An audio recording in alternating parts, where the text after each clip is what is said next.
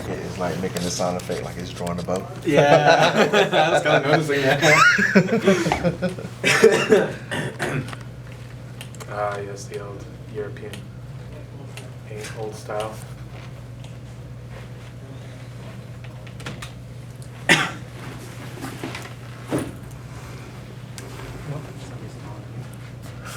Alright, well right now I'm making the visual layout for where everything's going to be.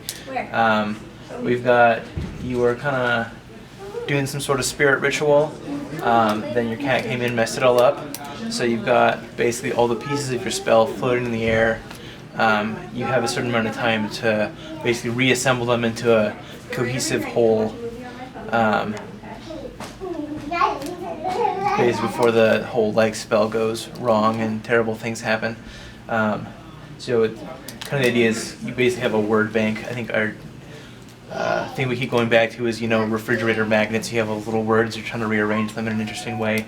So we kind of got a little algorithm kind of like, all right, this is what we count as a sentence in the game, and you put everything into that. So you have like I think we're doing who, what, where, when.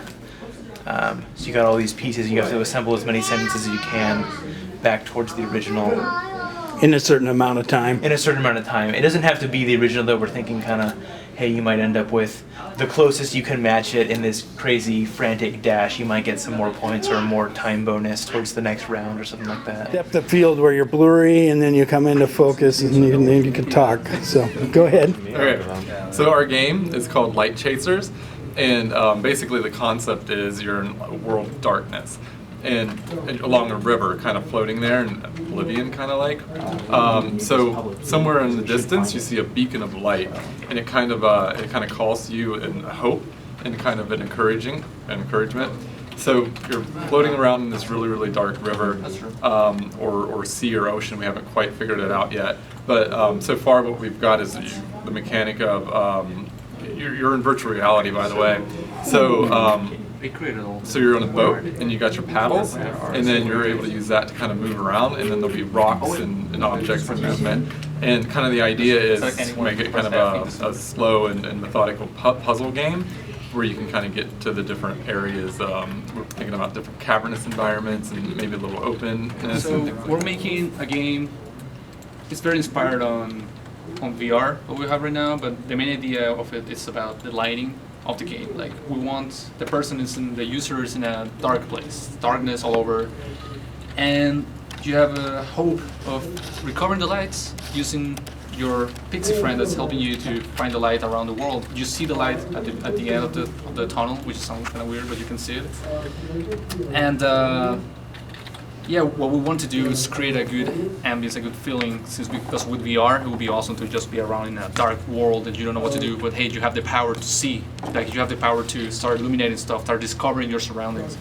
So our game is, for our team, we're the Pagan Johns, and our game is Pagan Party, where the goal of this game is you have 5 players, and the goal is to collect all the souls so that you can get to the middle and eliminate everyone in the game. All the big, powerful stuff is inside the middle, and how you gain the souls. And it's just some of these cards, and then we have, go back to cards. The cards can give you mana, make you, like, increase power, throw fireballs, all the fun stuff that you do in witchcraft. Win, be the Antichrist. I have one that says, okay. Okay, also keep in mind that you're at 10 mana, so if you go to something to, like, if you land on something that gives you mana, it won't do anything. I see, so cap out at 10. Yeah, 10 is max. like, I got you. Like, he Right. had the one that, like, overloads him by 5. I agree. That allows him to go over to So that means I will be attacking very, very soon. Well. That's why you're playing.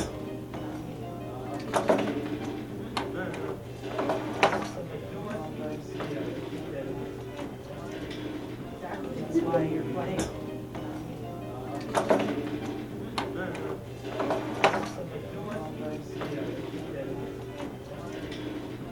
That's why you're playing.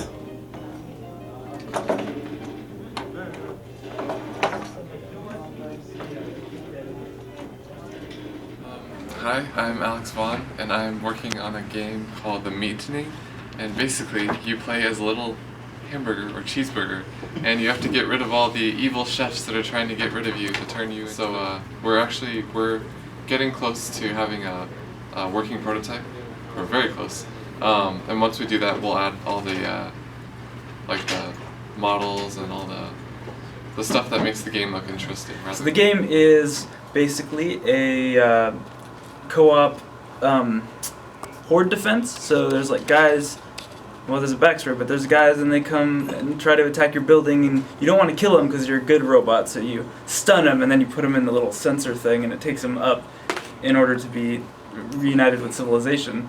Yeah, so it's a 2D game, and you know, I'm not on a lot of sleep, so it's hard for me to formulate sentences. But it's fun. So I'd have to say, like, half of our mechanics came from just like what would sound fun at the time. Yeah. None of it was really like, oh, this really fits the theme. It's more of like it fit the theme accidentally. Yeah. It's like, oh yeah, go with that. This sounds great. Yeah. Oh man, it was pretty sweet. Yeah. So I'm Bobby Rose. I did the music and sound for Hotel Cthulhu, and so basically we went with kind of a 20s kind of jazz theme. So I pretty much, for 2 days, I pretty much just sat here and played jazz music into the computer and made it sound appropriate and tried to give it a little haunting feel to go with the theme. And added sound effects when necessary.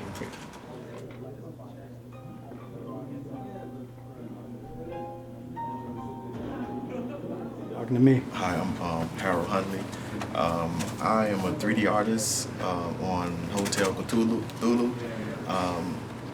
My main focus at first was to do 3D, but we ended up doing 2D, so I had to do a crash course on learning how to do like side-scroller pixel art, and that was very challenging. I had to make a huge adjustment to doing something that I'm not familiar with, but it was a great experience, and I got a chance to learn something new, put something new in my tool belt. My name's Katie Guevara. I did some of the 2D art and I think all the animation for Hotel Cthulhu. As a digital artist and a game artist, I usually am doing a lot of like painting looking stuff. So pixel art was a bit different for me. And it was a bit of a challenge to get things to look the way I wanted them to while still getting that pixelated aesthetic. It did make the animations for the sprites a lot easier though. That's why you're playing.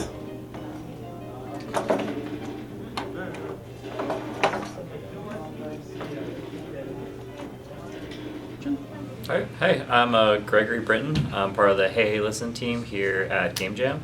We're currently developing a classic-style 2D top-down adventure game. It's going to play similarly to Chip's Challenge of like the 1980s or so. Essentially, the game is broken up into a day visual novel-esque cutscene as well as a night exploration. The day gameplay is our main character Ray talking to her sister Hey Hey, and they're talking about their high school life and what they're going to be doing, like which club they're going to go to, whether they're going to go to swim club, chemistry club, and the results of which club to go to then changes the effects of the dungeon. Like say if they go to swim club, then at night when Ray's having a nightmare and she wakes up in this like nightmarish labyrinth, she's able to then swim through water and go into places that she wouldn't normally be able to go. Easter eggs inside the Star Wars series when the Galactic Senate is talking when Jar Jar's doing that thing. If you look in the background, there's a group of ETs. Yeah, I saw that. Yeah, and then in another episode, there's actually the group of stormtroopers that are walking to see Darth Vader. Actually, one of the stormtroopers were too tall and bumped his head into the door. Yeah.